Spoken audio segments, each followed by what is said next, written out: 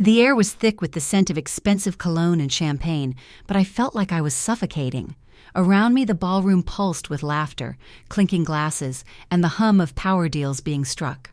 I stood there, in a dress I'd spent hours choosing, clutching a glass of wine I hadn't touched. Nobody saw me. Nobody cared. Not even my husband Brandon, who was across the room, his arm brushing against Carmen's as they laughed with a circle of investors. Her red dress clung to her like a second skin, and her eyes sparkled with a confidence I didn't recognize in myself anymore. I stayed quiet, but not because I had no choice. I was waiting. Welcome to the Betrayal Revenge channel, where stories come alive through voices you've never heard told this way before. Buckle up for a tale of betrayal and redemption that'll leave you questioning everything. It all began 3 months ago at that glittering corporate gala I'll never forget. The chandeliers cast a golden glow over the room, but the light felt cold on my skin. I smoothed the silk of my navy gown, my fingers lingering on the fabric as if it could anchor me. I'd always loved these events, back when Brandon and I built his tech empire together, when I was more than just his wife. Now I was a ghost in my own life, drifting through a sea of faces that didn't bother to meet my eyes. Had I always been this invisible? I couldn't pinpoint when it started, but the question gnawed at me, sharp and relentless. My gaze drifted back to Brandon. His tailored suit hugged his broad shoulders, and his deep laugh carried over the crowd. Carmen leaned closer to him, her lips curling into a smile that felt too intimate, too knowing. My stomach twisted. I took a step forward, my heels clicking softly against the marble floor. The room was a blur of velvet drapes, polished silver, and the faint tang of citrus from the hors d'oeuvres. I wanted to feel something, anger, jealousy, anything, but all I felt was a hollow ache. I was Leona Kane, the woman who'd once negotiated million-dollar deals, who'd co-founded this very company. Yet here I was, reduced to a decorative shadow. "Leona, you look nice," a colleague muttered as he brushed past, his eyes already scanning the room for someone more important. Nice. The word stung, like a slap disguised as a compliment. I forced a smile, my lips tight, and sipped the wine. It tasted bitter, like regret. Then I saw her coming, Carmen. Her heels clicked with purpose, her perfume, a sharp floral scent, reaching me before she did. She stopped inches away, her gaze sweeping over me like I was a piece of furniture. "Leona," she said, her voice low, dripping with something I couldn't quite name. "You must feel so out of place here."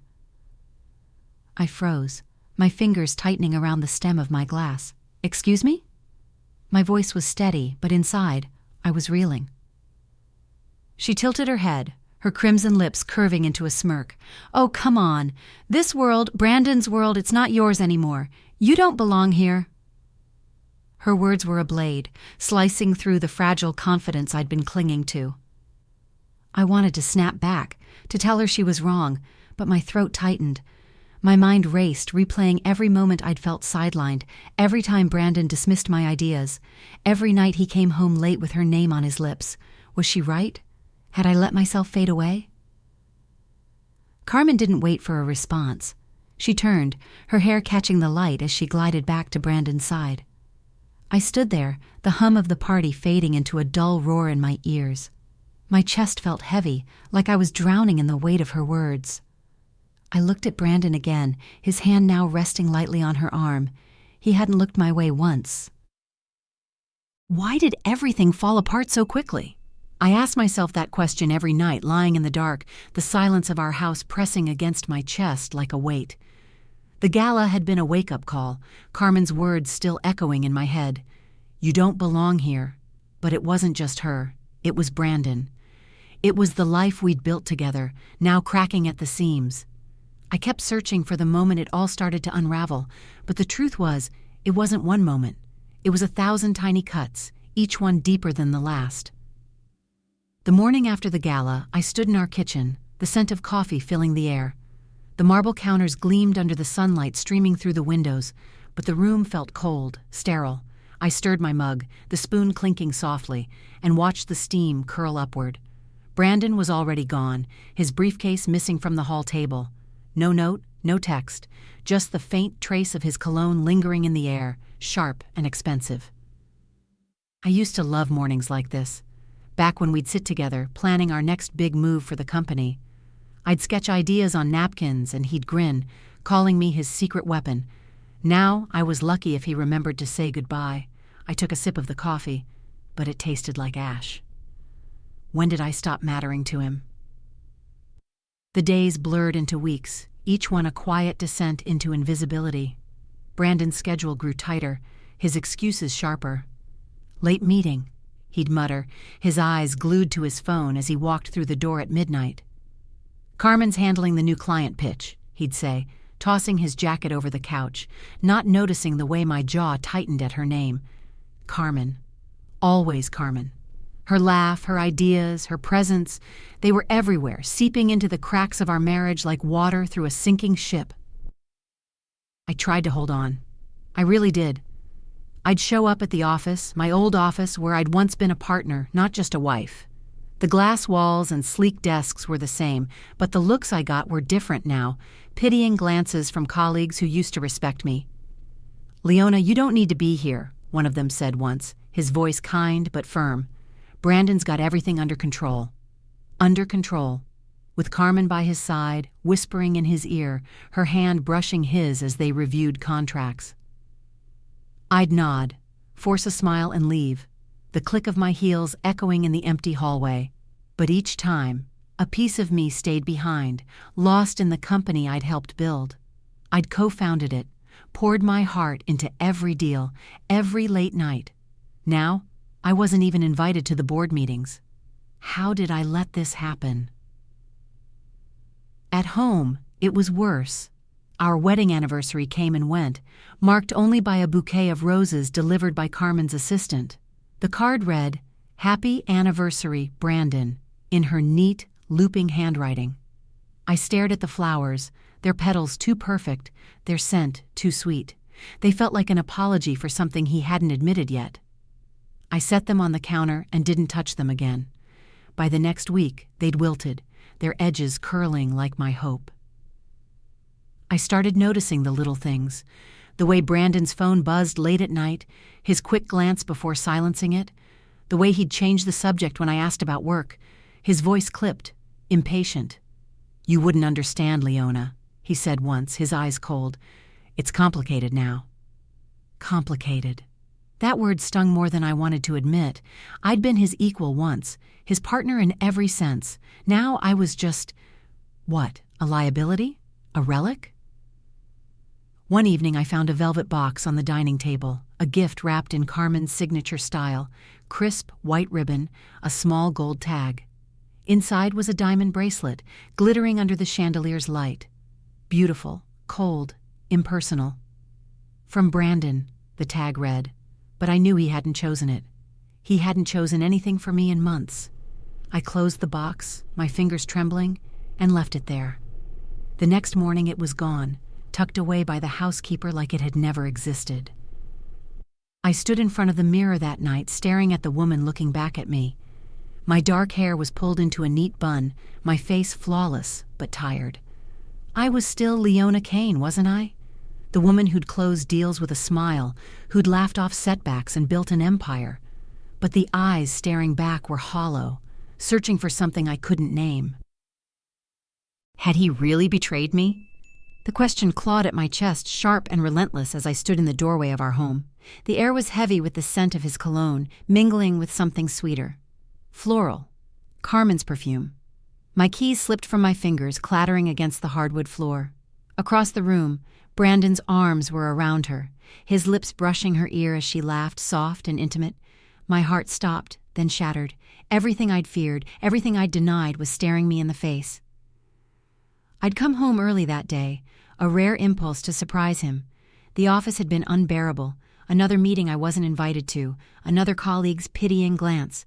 I thought maybe, just maybe, I could reclaim a piece of us. Instead, I found this. The living room, with its sleek furniture and floor-to-ceiling windows, felt like a stage for my worst nightmare. The late afternoon light poured in, casting long shadows that seemed to mock me. Carmen saw me first. Her eyes locked onto mine, and for a moment I thought I saw a flicker of triumph. She didn't pull away. Instead, she leaned closer to Brandon, her hand resting on his chest. "Oh, Leona," she said, her voice smooth, almost pitying. "You're home early." The words were casual, but they dripped with venom, each syllable a reminder of my place, or lack of it. Brandon turned, his face shifting from surprise to something colder, harder. He stepped back from Carmen, but not far enough.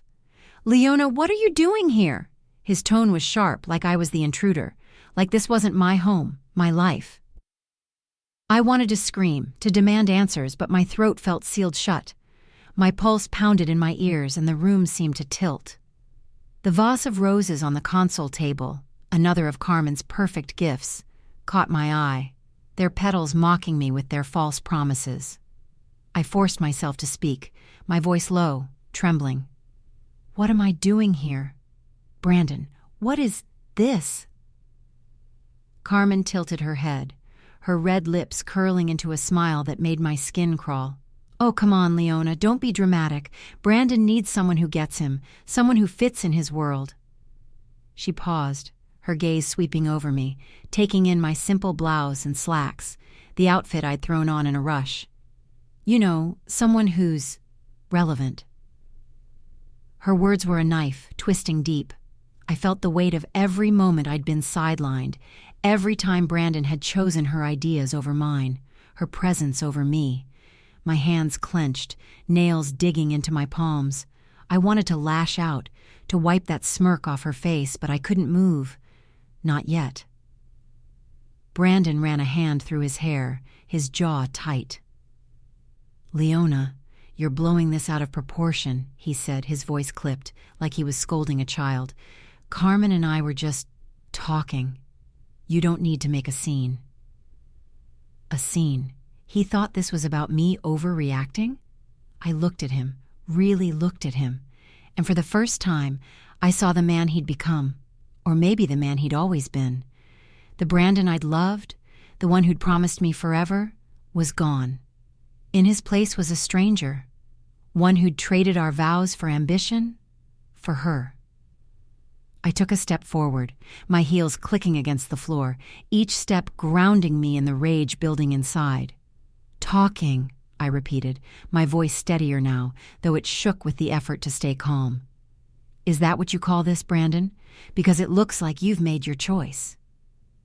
Carmen laughed, a sharp, crystalline sound that cut through the tension.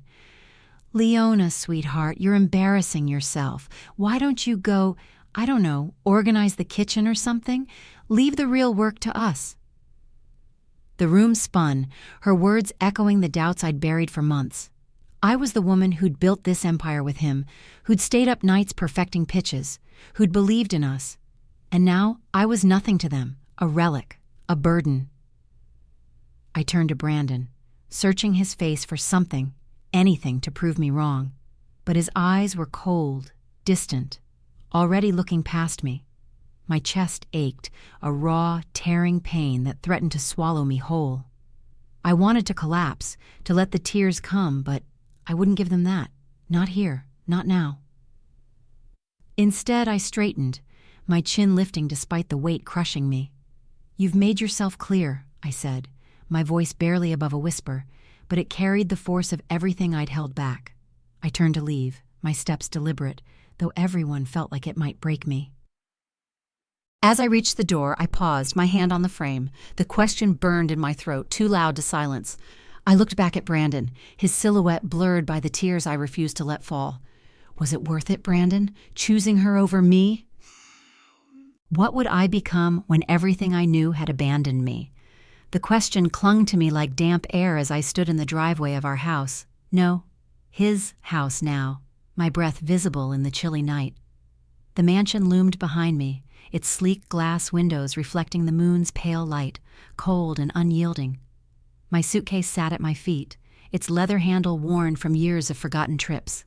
Inside it were the scraps of a life I no longer recognized, a few clothes, a photo of us from better days, and the diamond bracelet I'd never worn. The rest, our shared dreams, our promises, had been carved out of me hours ago when Brandon's pen scratched across the divorce papers. The memory of that moment burned. We'd sat across from each other at the dining table, the same table where we'd once laughed over late-night takeout, planning our future. Now, the polished mahogany felt like a battlefield. His signature was quick, efficient, as if I were just another contract to be finalized. "You're making a mistake, Leona," he'd said, his voice flat, devoid of the warmth I used to crave. "You've always been too dependent. You'll regret this." Dependent. The word hit like a slap, sharper than Carmen's smirks or his late-night absences. I'd stared at him, searching for the man who'd once looked at me like I was his equal, his partner. But his eyes were hard, dismissive, already moving on to the next deal, the next conquest. "I built this company with you," I'd whispered, my voice cracking despite my resolve. "I was never dependent. You just forgot who I was." He'd leaned back, his lips curling into a faint, patronizing smile. "You were good, Leona, but let's be honest. You were never the visionary. You were just along for the ride." Those words echoed now as I stood in the driveway, the gravel crunching under my boots. The night was quiet, save for the distant hum of the city and the rustle of leaves skittering across the pavement. My fingers tightened around the suitcase handle, the leather creaking under my grip. I wanted to scream, to hurl the suitcase through one of those perfect windows, to make him feel a fraction of the pain tearing through me. But I didn't. I couldn't. Not because I was weak, but because I was done wasting myself on him. I turned away from the house, my breath hitching as I started walking. The streetlights cast long, wavering shadows, and the air smelled of rain, sharp and metallic. My heels clicked against the sidewalk, each step a reminder that I was leaving everything behind. The life I'd built, the love I'd believed in, it was all gone. And what was left? Just me, a woman in her 30s with a suitcase and a heart full of jagged edges. I didn't know where I was going, not yet. My phone buzzed in my coat pocket, but I ignored it. It was probably Noah, my old friend, checking in again. He'd been calling for weeks, sensing something was wrong, but I hadn't had the strength to tell him. How do you explain that your world has collapsed? That the man you loved, the life you cherished, was a lie? I stopped at a bench near the park, the wood damp under my touch. I set the suitcase down and sank onto the seat, my hands trembling as I pulled my coat tighter. The park was empty, the swings creaking faintly in the breeze. I used to come here with Brandon, back when we were young and broke, dreaming of the empire we'd build. We'd sit on this very bench, his arm around me, the future stretching out like a promise.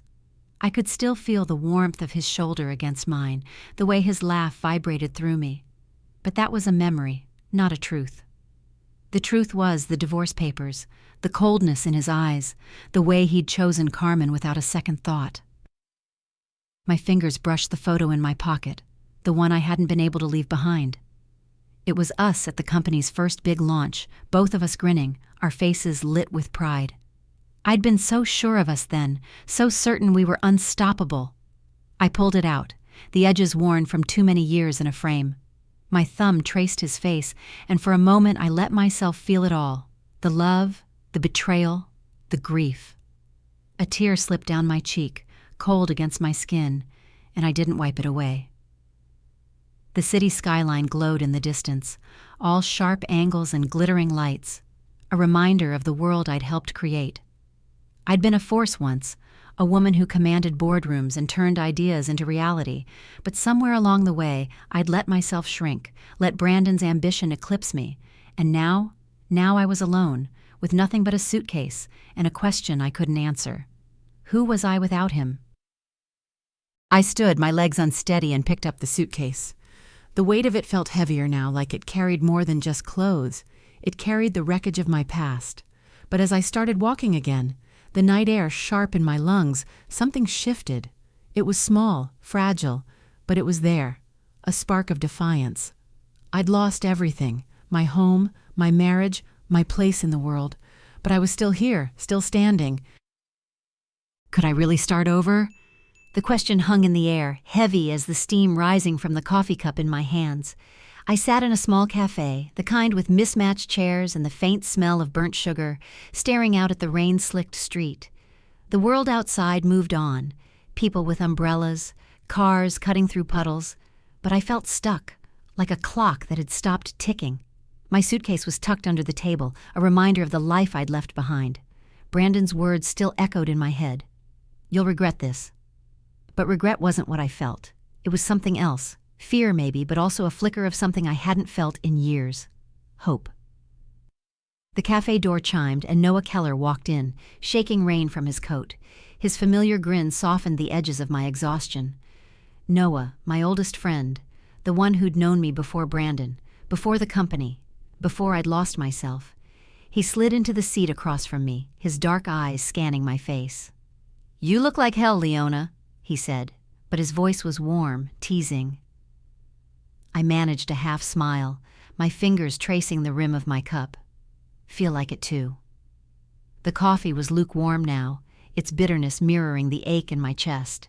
I hadn't told Noah everything yet, just enough for him to know I'd left Brandon. But he didn't push. He never did.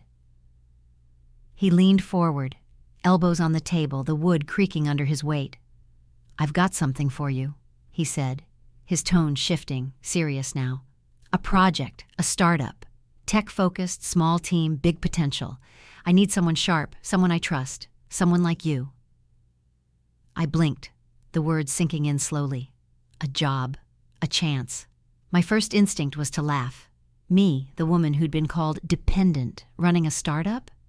But Noah's eyes were steady, unwavering, like he saw something in me I'd forgotten. "Noah, I haven't worked in years," I said, my voice low, almost a whisper. "I'm rusty, out of touch. I don't even know if I can—" "Stop," he cut me off, his hand raised. "You're Leona Kane. You built an empire once. You think a few years of playing housewife erased that?" His words hit hard, stirring something deep, something I thought was gone. I wanted to believe him, but doubt clung to me like damp clothes. The cafe hummed around us, clinking cups, soft chatter, the hiss of the espresso machine. I glanced at my reflection in the window, my face pale, my dark hair pulled into a messy bun. I didn't look like a CEO. I looked like a woman who just walked away from her life with nothing but a suitcase. But Noah's offer was a lifeline, and I was drowning.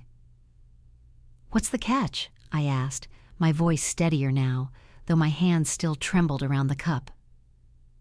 Noah grinned, leaning back. "No catch, just hard work. And a team that's skeptical, especially the COO, Eli Grant. He's brilliant but tough, doesn't trust easily." He paused, studying me. "You'll have to prove yourself, Leona, but I know you can." Eli Grant. The name sparked a new wave of doubt. A skeptical COO, someone who'd likely see me as a liability, just like Brandon had.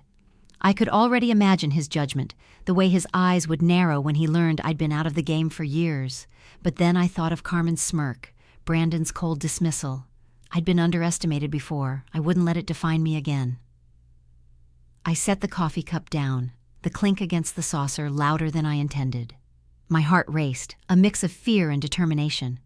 "Okay," I said, the word feeling foreign, like a step into the unknown. "I'm in."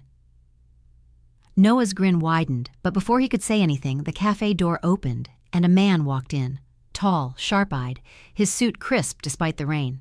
He glanced our way, his gaze lingering on me for a moment too long. Noah followed my line of sight and chuckled. "Speak of the devil, that's Eli." Eli Grant approached, his expression unreadable, like he was sizing me up from across the room. My stomach twisted, but I straightened, brushing a stray lock of hair behind my ear. He stopped at our table, his voice low, clipped. "Noah, this the new hire?" His eyes flicked to me, cool and assessing, no warmth, no welcome. I met his gaze, forcing my voice to stay even. "Leona Kane," I said, extending a hand. He shook it, his grip firm, almost challenging. "Eli Grant," he replied, his tone neutral but his eyes saying something else. Doubt, maybe, or curiosity. "Hope you're ready for this. We don't have room for dead weight." The words stung, but I didn't flinch. I'd heard worse from Brandon, from Carmen. I let go of his hand, my chin lifting slightly. I'll keep up, I said, my voice carrying a quiet edge. Inside, though, I was reeling. Could I? Could I really step back into a world that had moved on without me? Eli nodded just once and walked away, leaving a chill in his wake. Noah clapped me on the shoulder, his optimism unshaken. You've got this, Leona. Show them who you are. I watched Eli disappear into the rain, his figure blurred by the fogged-up window. The cafe felt smaller now, the air thicker. I thought of the years I'd spent fading, letting Brandon's world swallow mine. This was my chance to take it back, to prove I wasn't the woman he'd dismissed. My fingers tightened around the suitcase handle under the table, the leather grounding me. How could I become strong enough to fight back? The question pulsed in my mind, steady as the rhythm of my footsteps on the treadmill. The gym was quiet, save for the hum of machines and the faint clink of weights in the distance. Sweat stung my eyes, but I didn't stop. My reflection in the mirror showed a woman I was starting to recognize again, Leona Kane. Not the shadow I'd been, but someone sharper, fiercer. 2 years had passed since I'd walked away from Brandon, since I'd taken Noah's offer. 2 years of clawing my way back, rebuilding myself piece by piece. But I wasn't done yet. Not until I could stand toe-to-toe with the man who'd broken me and the woman who'd laughed as he did. It started small, that first step into Noah's startup. The office was a far cry from Brandon's sleek empire, cramped with mismatched furniture and the constant smell of burnt coffee. But it was mine to conquer. I'd show up early, my laptop open before dawn, poring over market reports, financial models, pitch decks. My hands would shake as I typed, the weight of doubt pressing down. What if Eli was right? What if I was dead weight? But every time I faltered, I'd think of Carmen's smirk, Brandon's cold dismissal, and I'd push harder. The nights were long, lit by the glow of my screen and fueled by black coffee. I learned coding basics, brushed up on analytics, studied the tech trends that had passed me by while I played the perfect wife. My apartment, a small studio with peeling paint and a view of a brick wall, became my war room. Papers littered the floor. Notes on competitors, scribbled ideas, timelines. The air smelled of ink and determination. I'd fall asleep at my desk, my cheek pressed against a spreadsheet, only to wake up and start again. Eli Grant was my biggest challenge.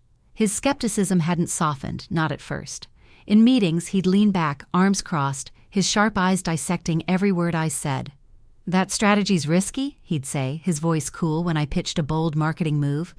Or, you sure you've crunched those numbers right? I'd bite back the urge to snap, forcing a smile instead. I'll double check, I'd reply, then spend hours proving him wrong with data so airtight he couldn't argue. Slowly, grudgingly, he started to listen. One day, after a particularly grueling presentation, he lingered as the team filed out.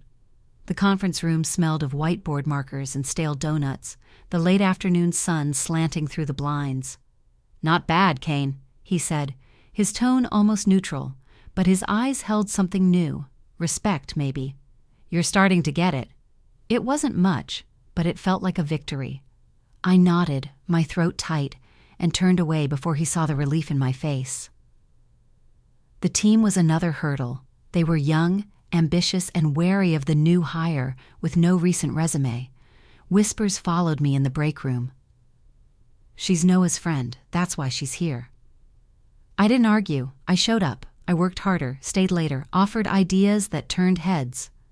When a junior analyst struggled with a pitch, I'd sit with them, breaking it down until it clicked. When a client meeting went south, I'd step in, my voice steady, redirecting the conversation. Bit by bit, they stopped whispering. They started asking for my input, my approval. My body changed too. I'd never been frail, but years of playing the ornamental wife had softened me. I started running, lifting weights, my muscles burning as I pushed past the pain. The gym became my sanctuary, the one place where I controlled every outcome. I'd catch my reflection mid-lift, my dark hair tied back, my jaw set, and think, this is who I am now. Stronger, not just in body, but in will. 2 years in, the startup wasn't just surviving, it was thriving. Our app, a sleek tool for streamlining corporate workflows, was gaining traction. I'd spearheaded the latest update, working late nights with the developers, my voice firm as we debated features. When we launched, the numbers soared, downloads spiked, reviews glowed. At the team celebration, Noah raised a glass, his grin wide. To Leona, our secret weapon. The team cheered, and for the first time in years, I didn't feel like an imposter. Eli approached me later, a beer in hand, his usual guarded expression softened by the dim bar lighting. The air smelled of fried food and hops, the jukebox humming in the background. "You proved me wrong," he said, his voice low, almost reluctant. "I didn't think you had it in you, but you're the real deal." I met his gaze, my heart steady. "I always was," I said, my voice quiet but firm. He nodded, a rare smile tugging at his lips, and clinked his bottle against mine. It wasn't friendship, not yet, but it was trust, hard-earned and fiercely guarded. I stood taller now, my shoulders back, my eyes clear. My apartment, once a symbol of my lowest point, was now a home. Plants on the windowsill, books stacked on every surface, the air warm with the scent of fresh coffee. I'd traded my old wardrobe of delicate dresses for tailored blazers, my heels chosen for power, not beauty. I wasn't just Leona Kane, ex-wife. I was Leona Kane, CEO of the startup's most successful branch, a woman who'd turned doubt into dominance. But I wasn't done, not yet. Brandon and Carmen were still out there, their empire built on my betrayal. I'd rebuilt myself, but the fire in my chest burned for more, for justice, for retribution. I looked at the city skyline from my office window, the lights glittering like a challenge. I was ready to take them on. Was it time to take back everything? The question thrummed in my veins as I stepped into the grand ballroom of the annual tech summit, my heels clicking against the polished marble floor. The air was electric, thick with the scent of ambition, cologne, champagne, and the faint metallic tang of new gadgets on display. Chandeliers glittered overhead, casting a golden glow over the crowd of industry titans, their voices a low hum of power and promise. I smoothed the tailored lines of my black blazer, my fingers steady, despite the pulse racing in my throat. 2 years ago, I'd been a ghost at a gala like this, invisible and broken. Tonight, I was Leona Kane, CEO, and I was here to shake their world. The summit was the stage where tech empires were born or buried, and I'd come prepared. My startup's new project, a revolutionary AI-driven analytics platform, had been the talk of the industry for weeks. I'd poured everything into it, late nights, relentless pitches, my own heart. Now it was time to unveil it. But more than that, it was time to face Brandon and Carmen, to show them the woman they'd underestimated. I moved through the crowd, my posture straight, my eyes scanning the room. Heads turned as I passed, whispers trailing me like a wake. "That's Leona Kane," someone murmured. "The one who turned Noah's startup into a contender." I didn't smile, didn't acknowledge them. Let them talk. I was here for one reason. Then I saw him. Brandon stood near the stage, his tailored suit as impeccable as ever, his laugh carrying over the crowd. Carmen was at his side, her red dress a bold slash against the sea of black and navy, her hand resting lightly on his arm. They were the picture of power, untouchable, or so they thought. My chest tightened, not with pain but with a cold, focused fire. I remembered the way they'd looked at me that day in our home, her smirk, his indifference. Tonight, I'd rewrite that story. I took a glass of champagne from a passing tray, the crystal cool against my fingers, and sipped it slowly, letting the bubbles sharpen my resolve. The stage lights flared as the host announced the next presentation, mine. I set the glass down, my movements deliberate, and made my way to the front. The crowd parted, their eyes on me, curious, expectant. I felt Eli's presence in the wings, his nod a silent anchor. Noah was there too, his grin a reminder of how far I'd come. I stepped onto the stage, the spotlight warm on my skin. The room fell silent. Hundreds of faces turned toward me. I adjusted the mic, my voice steady, clear. "Good evening," I began, my tone carrying the weight of every sleepless night, every doubt I'd crushed. "I'm Leona Kane, CEO of Keller Innovations. Tonight, I'm here to show you the future of analytics." The screens behind me lit up, displaying our platform's sleek interface, its data visualizations pulsing like a heartbeat. I walked the audience through its features: real-time insights, predictive modeling, seamless integration. Numbers danced across the screen, proof of our success. A 200% increase in client efficiency, partnerships with top firms. The crowd leaned forward, their murmurs turning to gasps as I revealed our latest coup. A deal with a Fortune 500 company, one Brandon's firm had chased for years. I stole a glance at him. Brandon stood frozen, his jaw tight, his eyes locked on me. Carmen's smile had vanished, her face pale, her fingers clutching her clutch like a lifeline. I held their gazes for a moment, my lips curving into a faint, deliberate smile. "This is what you threw away," it said. "This is who I am." The presentation ended to thunderous applause, the room erupting as I stepped off the stage. Hands reached out to shake mine, voices clamoring for meetings, partnerships. I nodded, my responses sharp, professional, but my focus was elsewhere. Brandon was moving toward me, Carmen trailing behind, her heels clicking frantically to keep up.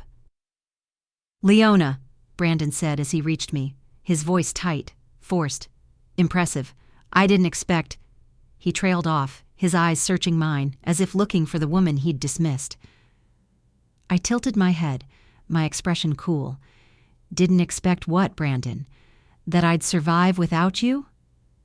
My voice was low, laced with an edge that made him flinch. The crowd around us buzzed, oblivious to the storm brewing between us. Carmen stepped forward, her smile brittle, her eyes flashing with something desperate. "Let's not get carried away," she said, her voice syrupy but strained. "It's a nice little project, Leona, but you're playing in a league you don't understand." I turned to her, my gaze steady, unflinching. "Carmen," I said, my tone almost gentle, "the only one out of their league here is you." Her face twitched, her composure cracking, but I didn't give her a chance to respond. I looked back at Brandon, my voice dropping to a whisper only he could hear. "Don't assume you've already won, Brandon. This game's just beginning." I turned away, the crowd swallowing me as I moved toward Noah and Eli, their proud smiles grounding me. Behind me, I felt Brandon's stare, Carmen's fury, the weight of their shock. The ballroom hummed with energy, the air alive with possibility. I'd shaken their world just as I'd planned, but this was only the opening move. How would I strike the final blow? The question burned in my chest, a steady flame as I stood in my office, the city skyline sprawling beyond the floor-to-ceiling windows. The room was quiet, save for the soft hum of my laptop and the faint scent of jasmine from a candle on my desk.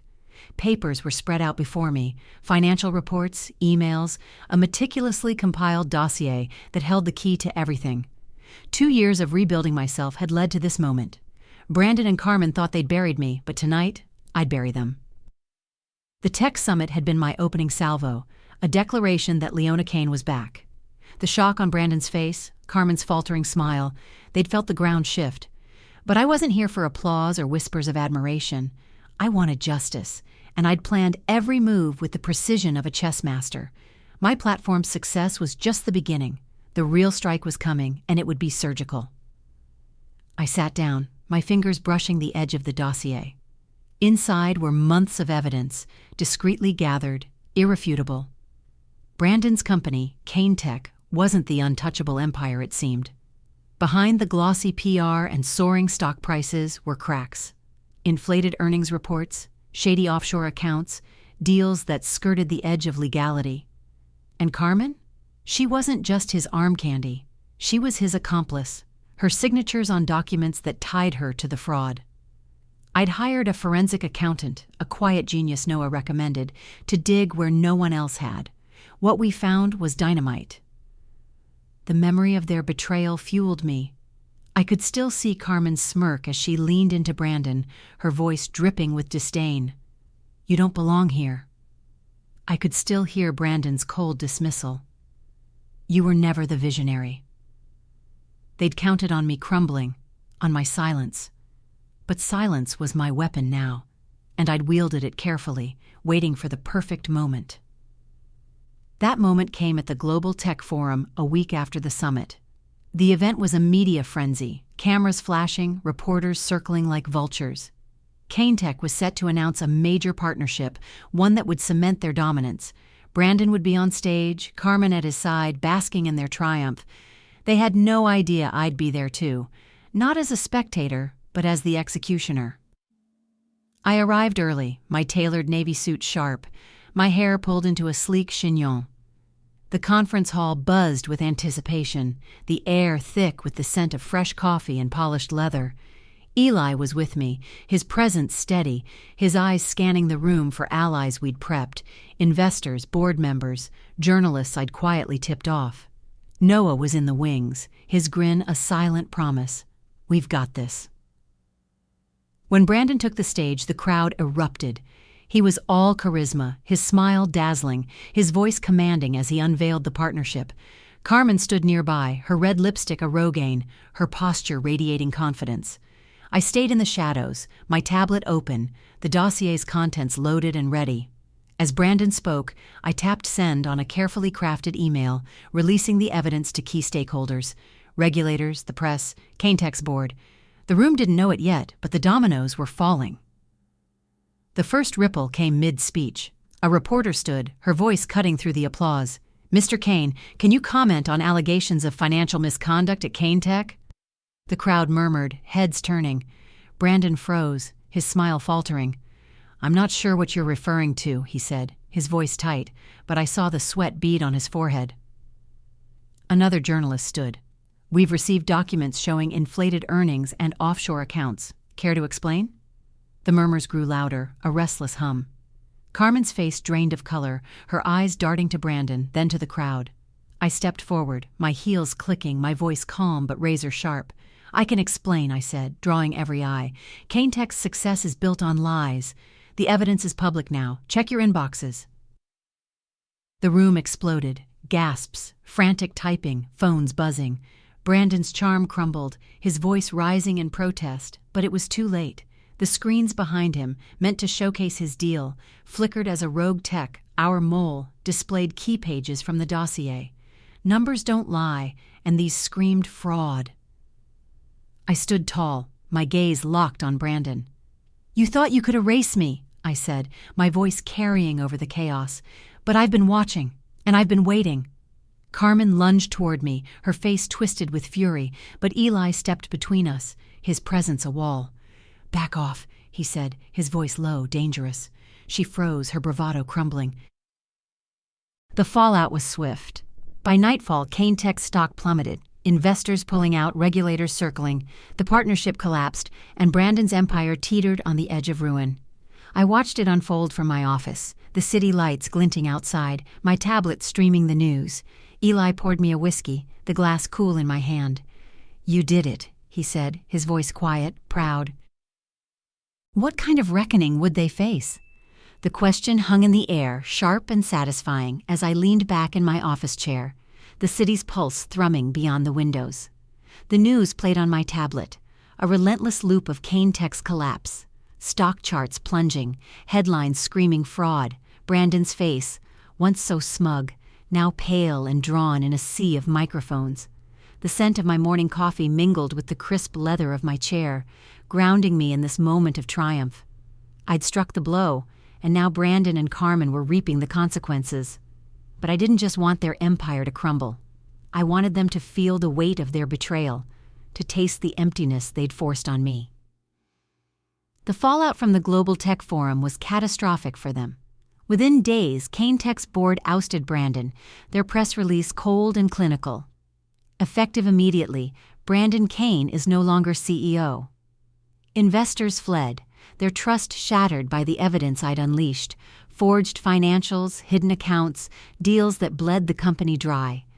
The company he'd built, the one I'd helped create, was a husk now, its offices emptying, its logo stripped from billboards. I watched it all from my office, my fingers tracing the edge of a glass paperweight, its cool surface a reminder of the clarity I'd fought for. Brandon's downfall wasn't just professional. His so-called friends, the ones who'd fawned over him at galas, vanished. I heard whispers through industry contacts. Dinners canceled, calls ignored, his name met with awkward silences. He'd always thrived on adoration, on being the center of every room. Now he was a pariah, his arrogance a noose around his neck. I pictured him in his penthouse, the one we'd once shared, staring at the skyline alone, the silence louder than any boardroom. Did he think of me?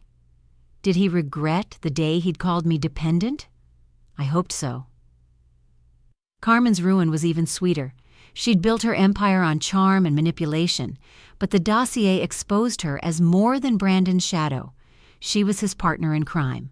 Her signatures on fraudulent contracts were plastered across the news, her name trending for all the wrong reasons. Social media turned her into a punchline. Carmen Ray from boardroom to bust. Her carefully curated image, red dresses, coy smiles, became a mockery. I saw a clip of her leaving a meeting, her face tight, her eyes hidden behind sunglasses as reporters swarmed. "No comment," she snapped, but her voice shook, her confidence shattered. No one would touch her now. No clients, no allies, no second chances. I stood and walked to the window, the city sprawling below, its lights flickering like a heartbeat. My reflection stared back, sharper now, my dark hair sleek, my blazer tailored to perfection. I wasn't the woman who'd stood in that driveway 2 years ago, a suitcase in hand, her world in ruins. I was Leona Kane, the architect of their downfall, and it felt good, better than I'd imagined. But there was no gloating, no petty victory dance. This wasn't about revenge for revenge's sake. It was about justice, about reclaiming what they'd tried to steal, my worth, my power, my life. Eli knocked on my door, his silhouette filling the frame. "You see the latest?" he asked, holding up his phone. Another headline. Kane Tech faces federal investigation. His grin was subtle, but his eyes gleamed with the same satisfaction I felt. I nodded, my lips curving slightly. "They're done," I said, my voice steady, final. He stepped closer, the faint scent of his cologne, cedar and citrus, cutting through the jasmine in the air. "You okay?" he asked, his tone softer now, searching. I met his gaze, my chest tight but not with pain. "Better than okay," I said. And I meant it.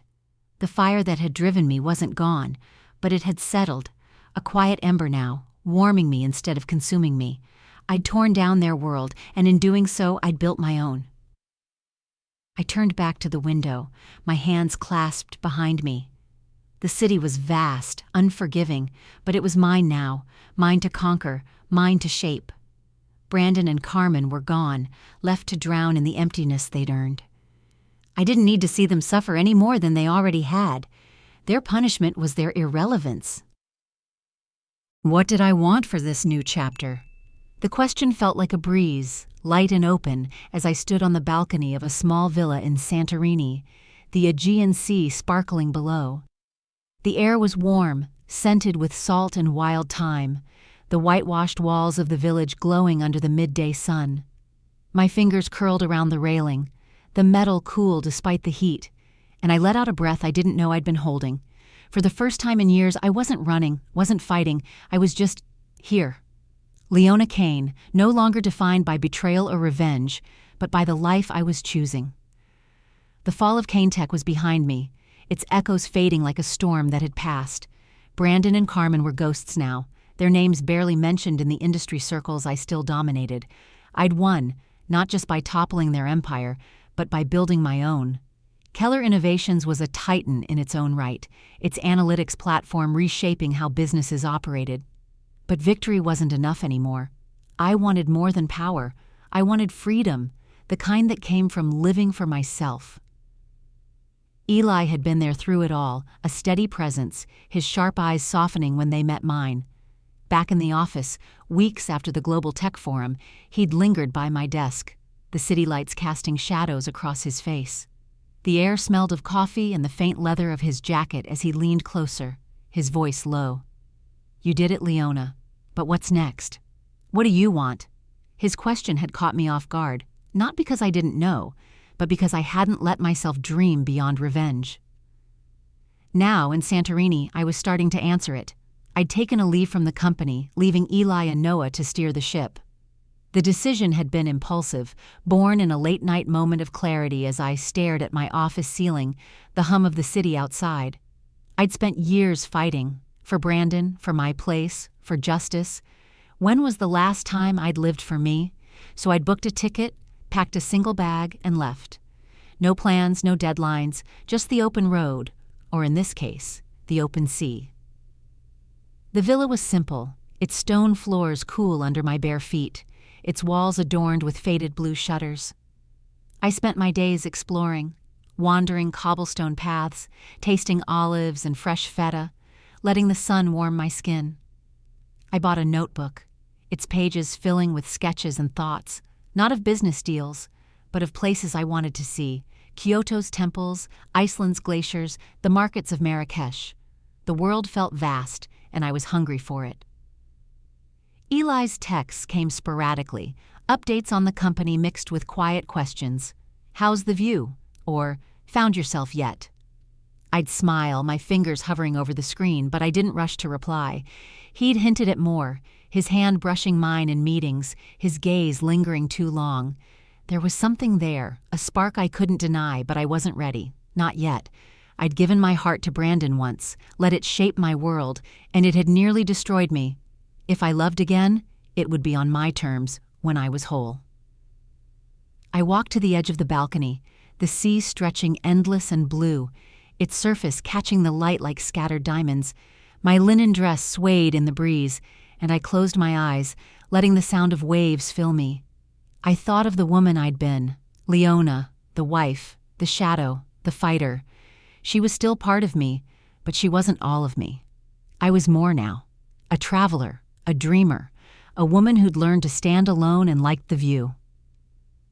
Back in my room, I opened my laptop, not to check emails, but to enroll in an online course. Art history, something I'd loved in college but abandoned for Brandon's ambitions. The decision felt small, but it was mine, a brick in the foundation of this new life. I poured a glass of wine, its crisp bite sharp on my tongue, and raised it to the horizon. What was the most valuable lesson I'd learned? The question settled over me like the soft glow of dawn as I stood on a rooftop terrace in New York, the city's skyline glittering below. The air was crisp, carrying the faint scent of asphalt and distant coffee carts, the hum of traffic a quiet pulse beneath the morning stillness. My fingers rested on the glass railing, cool and smooth, as I looked out at the world I'd reclaimed. I was Leona Kane, no longer just a survivor of betrayal, but a woman who'd rewritten her story. And now, as I reflected on the journey, I knew exactly what I'd carry forward.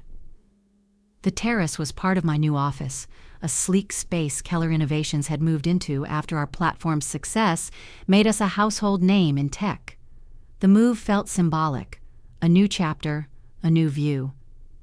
My team buzzed inside, their voices a low hum through the open door, but I'd stolen this moment for myself. I wore a tailored cream blazer, my dark hair loose, catching the breeze.